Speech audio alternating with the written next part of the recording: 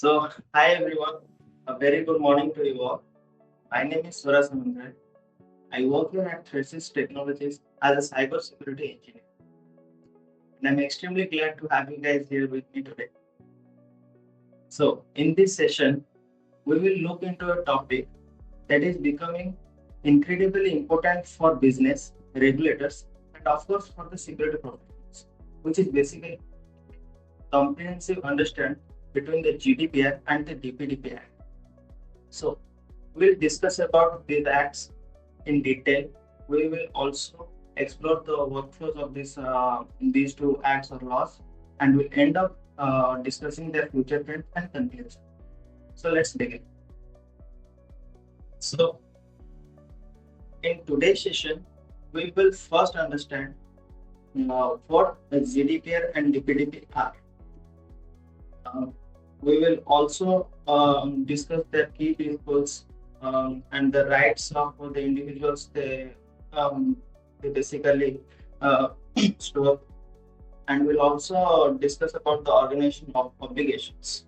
We'll also look at the 2025 DPDP rollout updates, and finally we'll wrap up with future trends and what these laws means for the evolving privacy rights.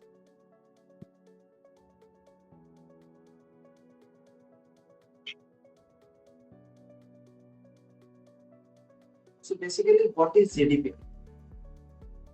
GDPR stands for General Data Protection Regulation, which is basically created by the European Union, and it became effective in May 2018.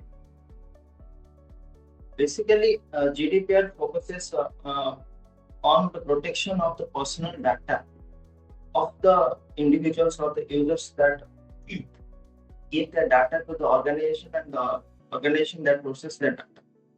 And it also ensures that the data should be securely and freely flow throughout the organization. Uh, GDPR applies within the European Unions, and it also applies beyond the European Unions.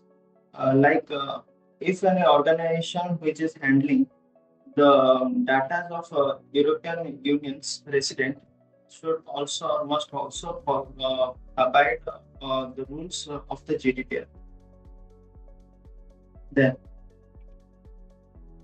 GDPR is considered as the most strongest and influential global privacy law model because it gives a wide range of individual rights and a wide range of accountable requirements from the organization, and um, it also imposes fines in case of any violation of this laws.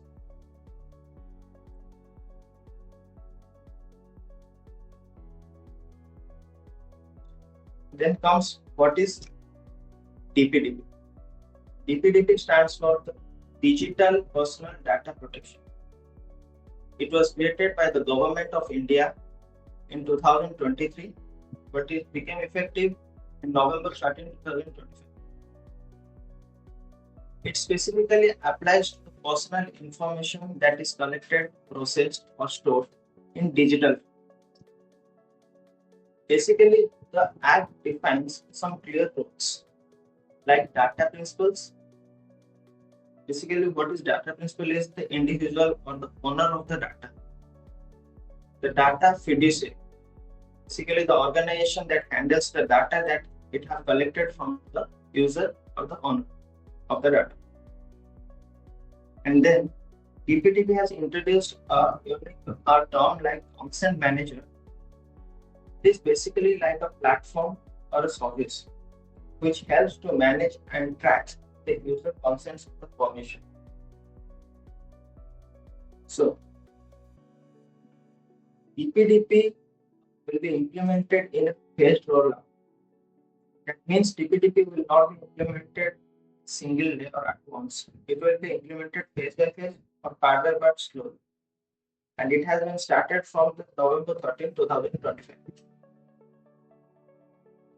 The Act also creates the data protection law Protection Board of India, which is responsible for the enforcement, handling complaints, and ensuring compliance.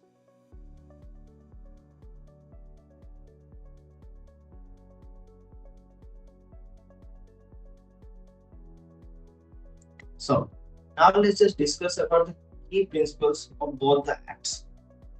First, the lawful basis. Both laws follow similar foundations, but with some differences in how they apply them. GDPR allows multiple lawful bases for processing personal data, such as consent, legal obligations, legitimate interests like contracts, and you can say that like the third party sharing with whom they are sharing the individual data and all. But DPDP mainly focuses on two things. It has it has been become simpler and more based on compliance. It depends on two things. Like one is consent that the user or the individual must agree with, and one is purpose limitation. Like the organization should collect data on a clear basis of purpose for the task, and no extra or irrelevant data should be collected. And both in case data minimization, both GDPR and DPDP supports data minimization, meaning organizations should collect only what is necessary, and no extra or irrelevant data should be collected or stored or processed. Security safeguards are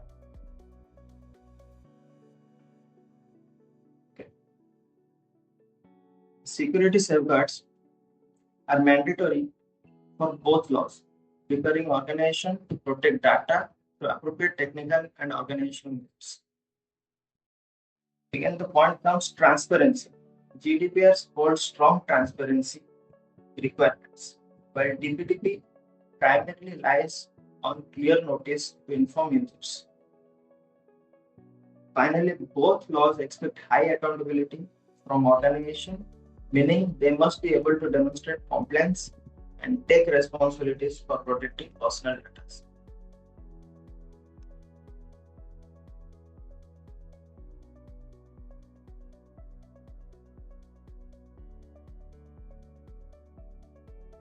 Yes, the rights of individuals.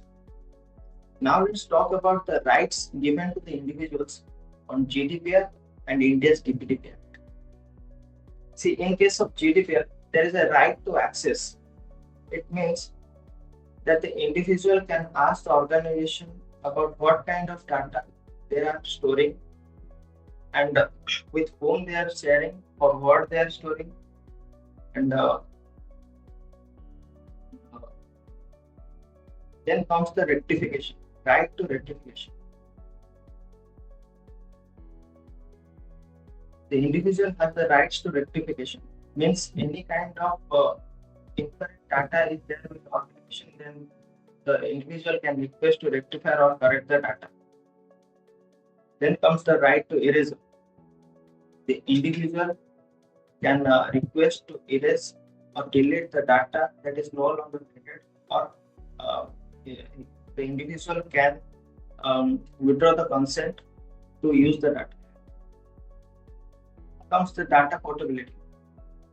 The user can request a digital form or a machine readable form of the data so that it can transfer the data elsewhere, like for example when switching applications or services. Then comes objection.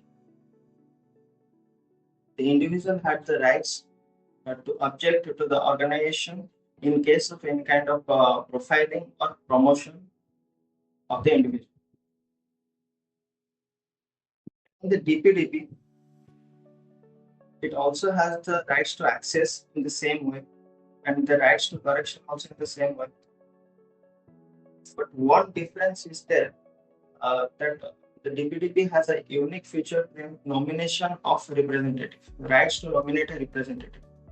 In DPDP, uh, an individual can nominate a person or a relative to practice all these rights on behalf of the individual in case of death or incapacity.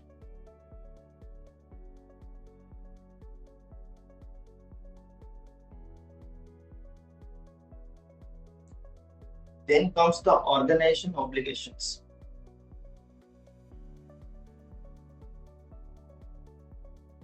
Now let's look at what organization need to do under GDPR and DPDP.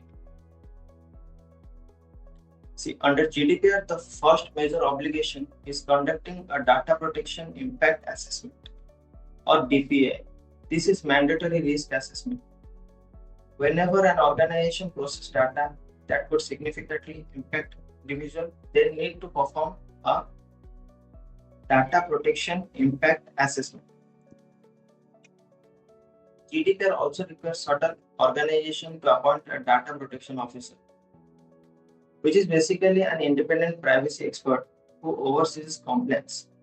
Means the data protection officer will be responsible for the entire part of the compliance of that particular organization.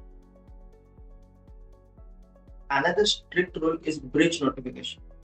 Companies or organizations must report a data breach report to their regulators within the 72 hours of the breach, the data. And the organizations are also bound to keep a detailed documentation of records of what kind of data they are asking or storing or processing, and they also follow all the rules of the compliance within that. Basically, under DPDP, the obligations are simpler but still focused on protecting digital personal data. Organizations must implement security safeguards and report data breaches to both the data protection board of the India and the affected individuals. DPDP also requires every organization to have a proper grievance redressal mechanism so user can raise complaints. Another unique requirement is the consent manager integration. Let's say the individual is using a consent manager to track or access his consents or permission. Then the organization must cooperate with the individual and accept the consent manager integration. Then additional duties for significant data fiduciaries. For high impact organization known as significant data fiduciaries, DPDP introduces extra duties such as appointing a data protection officer in India and conducting audits and assessments. So overall, GDPR is more structured and detailed, while DPDP keeps compliance requirements lighter but still ensures accountability and user protection.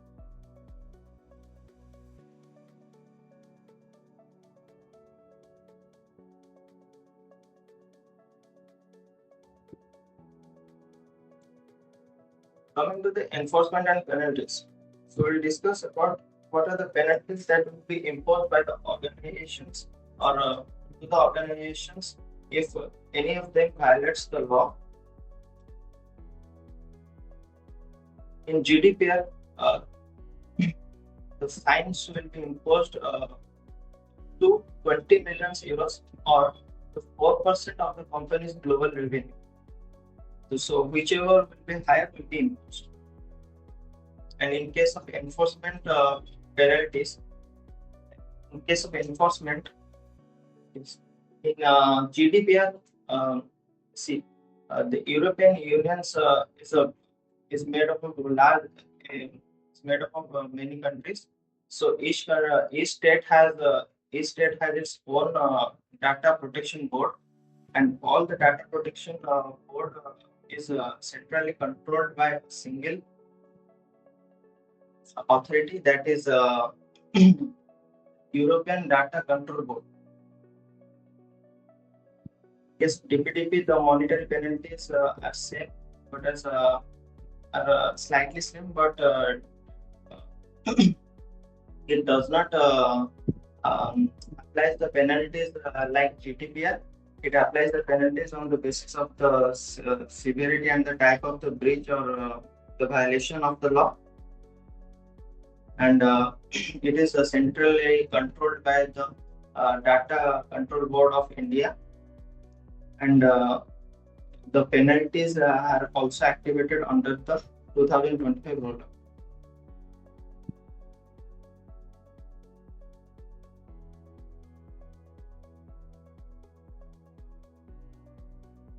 Now let's talk about the Data Protection Board versus the European Union Supervisory Authority. As we discussed previously, so each in case of European Unions, each member state has a DPA, Data Protection Authority, and all the data protection authority across the European Unions will be coordinated by the EDPP, which is European Data Protection Board. And in case of DPDP, as we know that the India has one centralized data protection board, which is DPB, and it handles everything like complaints, penalties, addictions, or directions, whatever.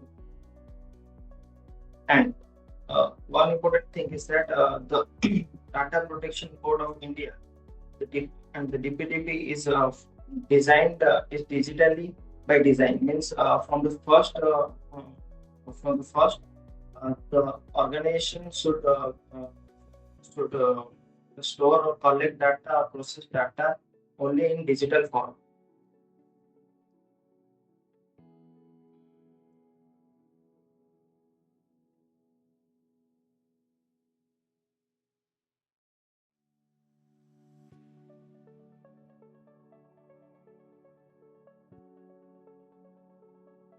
So basically,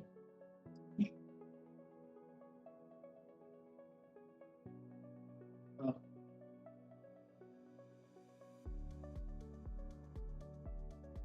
now we'll discuss about a timeline that brought an update in the DPDP in India.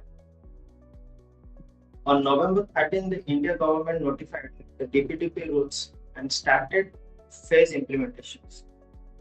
So the key elements are also defined, like the as we discussed previously, like the data principles, data fiduciaries, and consent management. Also, the Data Protection Board of India was also set up, and the penalty structures are already activated. The organizations have given a transition period of 12 to 18 months for the compliance and to complete their entire internal process and get compliant with the DPT. But from that, the DPDP board, as the DPP board is fully operational and receiving complaints. So now the individual can register or raise complaints against the organization.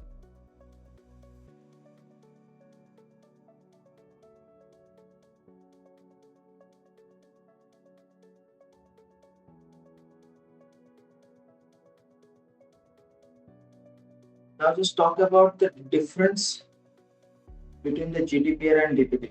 The major differences, like scope. GDPR has a wide range of scope as it covers both digital and physical records of personal data, while DPDP only covers the digital personal data. And also, uh,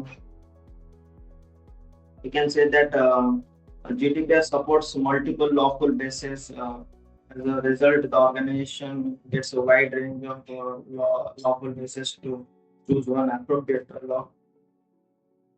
Then DPDP relies only on consent. GDPR has strict cross-border rules. It also allows cross-border transfer of the data, while DPDP introduced consent managers and concept of significant data fiduciaries. GDPR, of course, broader right compared to the DPDP. But one unique difference that DPDP has is their rights is the right to nominate the right to nominate a right to nominate a representative.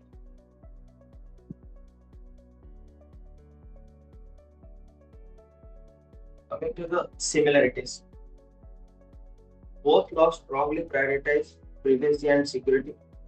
They empower individuals with rights over their data. Both require organizations to report breaches, maintain governance, be transparent, and follows privacy by design principle.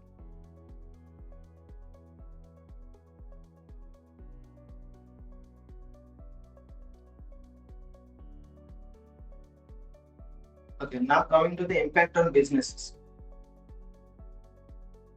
Every organization need to update their data governance system, their entire internal process, their documentations, their assessments, risk assessments, and all. They also have to rethink about the consent and notice structure. This should be transparent so that the communication between the individual and the organization should be transparent, so that the organization can modify the policies. No. The organization has to prepare a breach reporting mechanism also. They have to establish a DPP compliant grievance workflow where they have to set up an ecosystem where the individual has to raise a complaint and the organization also has to give it a reply or feedback on that complaint in a specified time. They must reconsider cross-border data movement strategies for global companies, ensure compliance with both GDPR and DPDP.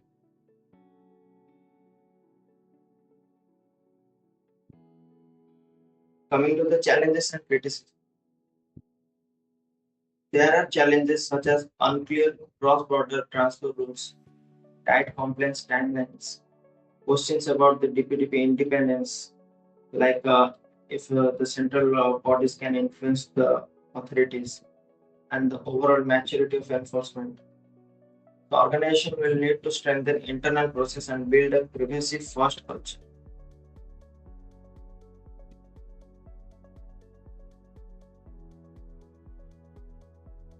So basically, we'll now discuss the future trends and conclusion. DPDP will evolve as new areas like AI and children privacy and localization guidelines are refined. More detailed rules will follow, especially around cross-border transfers and fiduciary classifications. GDPR will continue setting global standards. DPDP marks a major change in India's privacy landscape, and at the end, understanding both laws helps organizations plan better and stay compliant.